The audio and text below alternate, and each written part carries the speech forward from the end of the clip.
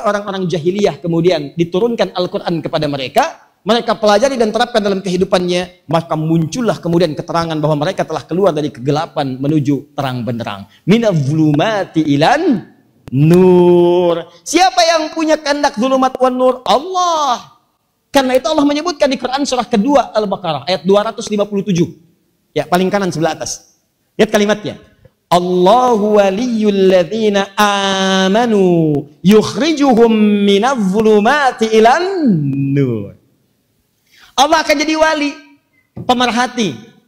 Awas, petunjuk, pemberi petunjuk, pemberi hidayah, perawat, penyembuh kalau sakit, pemberi solusi kalau punya masalah. Waliyul ladzina amanu pada orang beriman khusus. Jadi orang beriman itu langsung disebutkan oleh Allah. Lihat baik-baik ya, kata Allah nih, saya turunkan cahaya nih. Kalau kalian pengen dapatkan cahaya itu, tenang hidupnya di bumi, sampai dengan ke alam langit, sampai ke akhirat, maka dekati Al-Quran.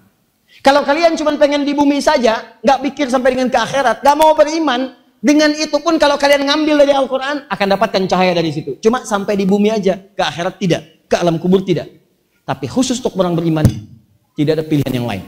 Tidak ada pilihan yang lain. Kecuali Anda harus mendekat kepada Allah dan mendapatkan cahaya itu. Langsung bahasanya kata Allah, Allahu waliyul ladzina amanu.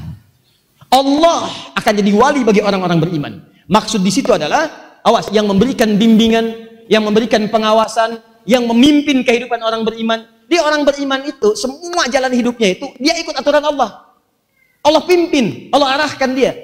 Jadi kalau Anda mengaku beriman tidak ikut arahan Allah, maka ada yang salah dalam dirinya. Makanya ketika Anda ikut Allah, kata Allah, yukhrijuhum minadh-dhulumati ilan nur, akan dikeluarkan dari kegelapan hidup kepada cahaya. Kalau di rumah tangga gelap, ikut ketentuan Allah, maka Anda akan terang. Kalau di pekerjaan gelap, ikut ketentuan Allah, maka akan diberikan jalan keluar yang terbaik, terang. Semua aspek kehidupan. Sekarang Anda tanyakan, ya Allah, saya ingin jadikan engkau sebagai wali, pemimpin, pengarah kehidupan saya. Saya mau beriman kepadamu. Aku ingin menyembahmu dengan sempurna. Bagaimana cara mendapatkan cahaya itu? Maka turun ayat. Wa anzalna ilaikum nuran mubina. Aku turunkan lewat Al-Quran. Silahkan dekati Al-Quran. Keluarkan ayatnya. Jadikan panduan. Karena itulah teman-teman sekalian, orang dulu berinteraksi dengan Al-Quran bukan sekedar membacakannya, tapi punya keinginan untuk mendapatkan cahaya darinya. Maka saya sering katakan kepada Anda, kalau orang dulu baca Al-Quran itu bukan hanya sekedar mengulang-ulang. Kalau mengulang itu mereka lakukan dalam sholat, dalam ibadah. Atau murajaah, cuma bacaan-bacaan saja. Misal, para sahabat terbiasa sholat tahajudnya untuk diantaranya mengulang bacaan Quran. Mengulang hafalan Quran itu apakah meresap ke hati atau tidak? Bukan cuma sekedar dibacakan. Karena itu Uthman, Abdurrahman bin Auf, ya Tamim Ad-Dari, sahabat-sahabat lain, itu bisa tiap malam tuh khatam Quran. 30 juz, 30 juz, 30 juz. Tapi yang paling menarik, perhatikan baik-baik. Dari apa yang telah dihafalkan, yang melekat kepada jiwanya, itu dikeluarkan menjadi kurikulum kehidupan, yang itu dijadikan sebagai lentera, cahaya untuk membimbing setiap aktivitas mereka. Jadi ketika akan melihat, pandangannya itu ada cahaya tuh. Cahaya itu menerangkan kepada mereka, ini yang baik, ini yang tidak baik. Anda kan kalau keluar dari sini, nggak ada cahayanya, nggak ada lampunya, Anda nggak bisa bedakan mana sendal yang baik, mana yang tidak baik. Yang baik itu maksudnya punya Anda, yang tidak baik punya orang.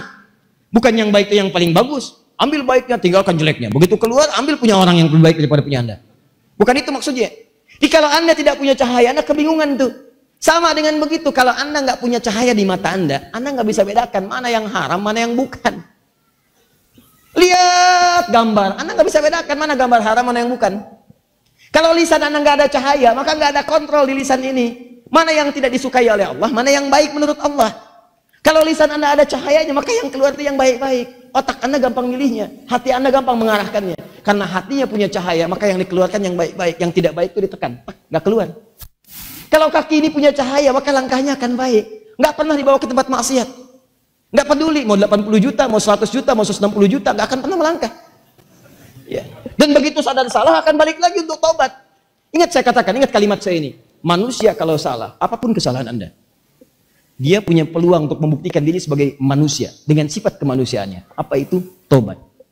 Kadang-kadang Allah buka aib itu di muka bumi untuk ditutup di akhirat.